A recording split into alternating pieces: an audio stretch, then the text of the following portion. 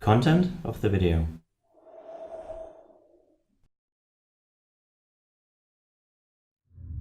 Now that we had a look into the folder structure and learned a bit about the most folders in Shopware and what they're used for or what they contain, I guess we're ready to get our hands dirty and, well, start our first plugin.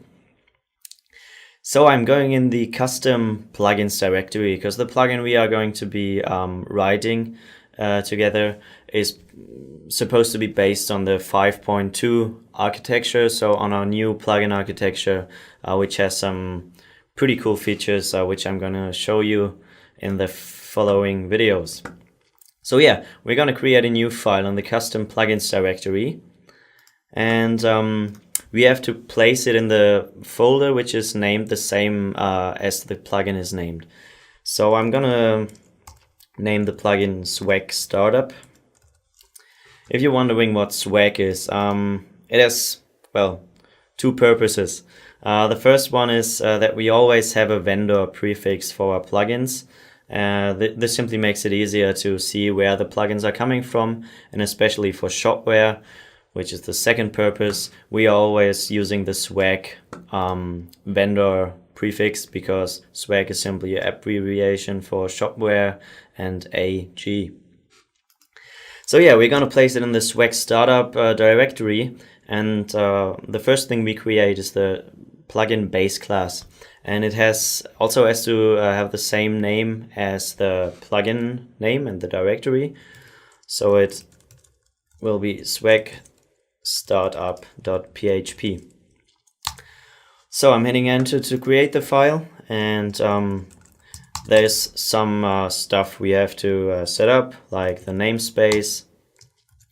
So I'm gonna give it the Swag Startup namespace, or the namespace of the plugin. And also we have to start the class definition by saying class Swag Startup. And we have to inherit some basic functionalities and some basic methods from the Shopware Components plugin class. So as we got that set up, this is really the most basic plugin that there can be, and we can already activate it. So I'm gonna head back to the console application, which is located in bin/console.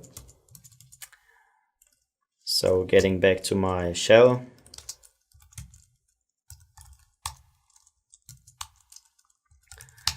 I'm typing bin/console and then SW plugin, and first thing I'm gonna do is refresh. This will well, just reparse all of the plugin folders in order to detect new plugins.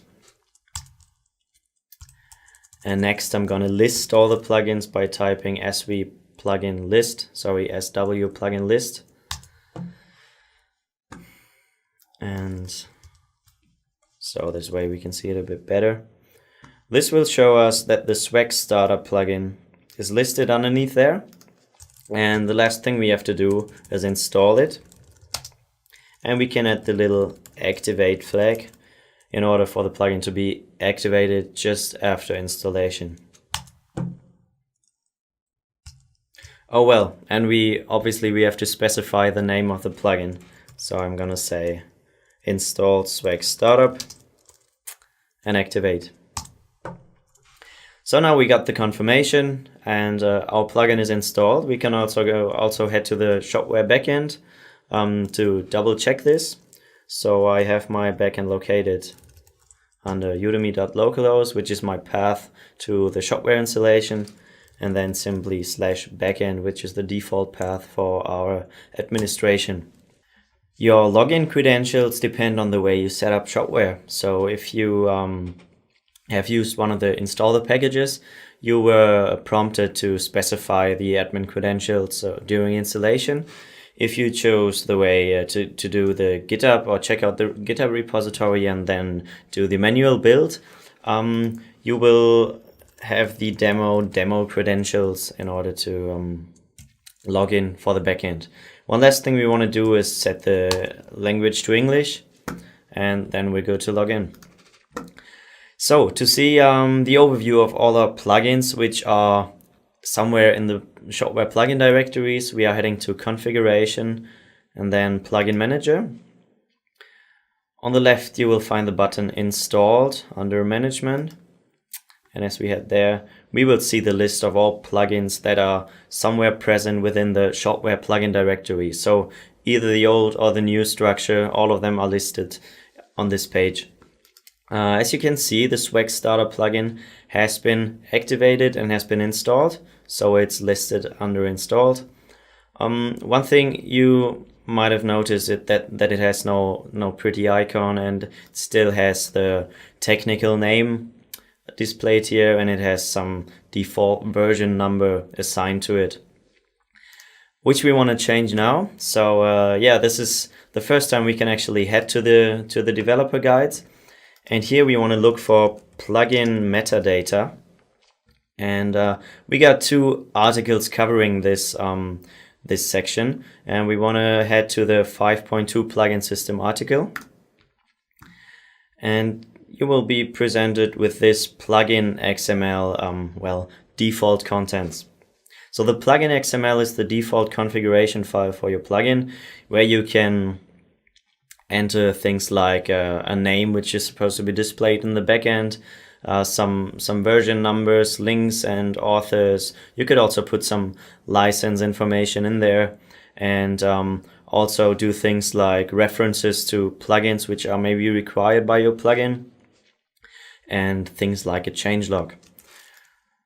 So I'm going to copy all this stuff and head back to my PHP Storm and create a new file named plugin XML in my plugin root directory.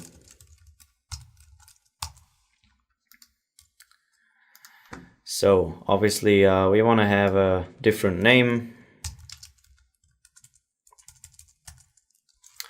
Or we can actually leave out the German one and just put in an English name.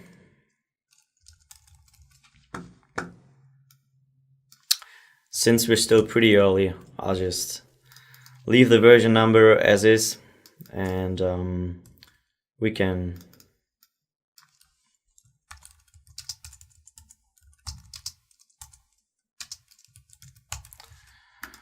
put some name in here, and I'm just gonna remove the changelog and the compatibility.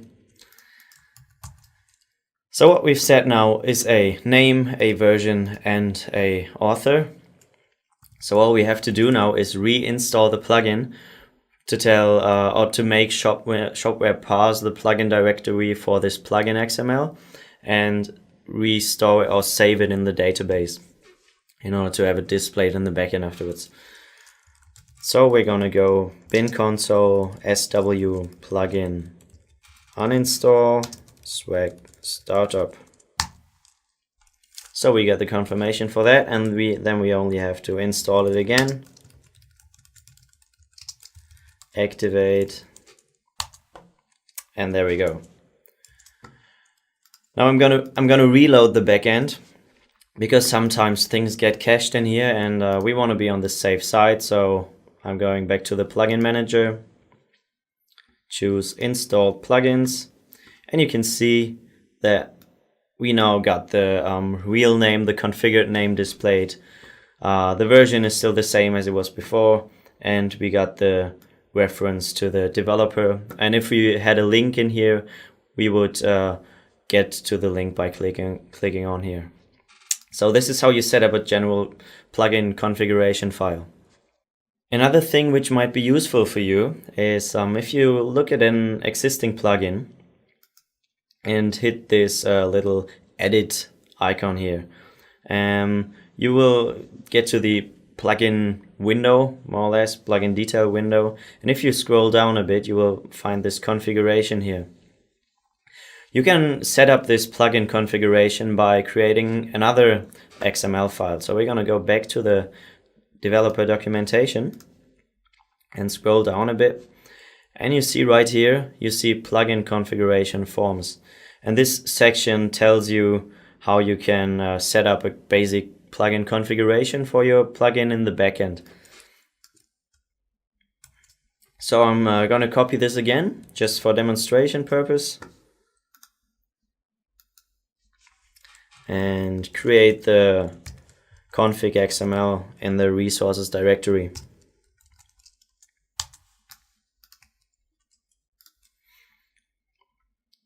So yeah, there's no real purpose for us to add a field in there. I'm just gonna leave it as is and explain a bit. So you have well, different properties for this element, like its scope, the type of element. You could do like a select field or a radio box or just simply a checkbox. In this case, it's simply a text field, which has also the required flag attached to it. And you need some reference, right? In this case, it's simply the name. You got some values and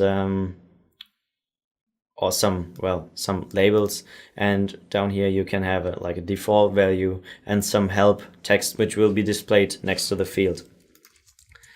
So in order to have these displayed, we have to do the same thing over. You have to reinstall the plugin. So I'm simply gonna uninstall and install and activate it. Same procedure, reload the backend. Go to the plugin manager, and this time we're going to hit this little pen here,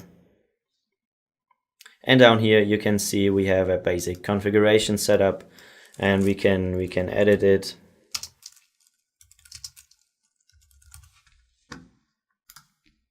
Save it, and if we open it again, it gets stored automatically.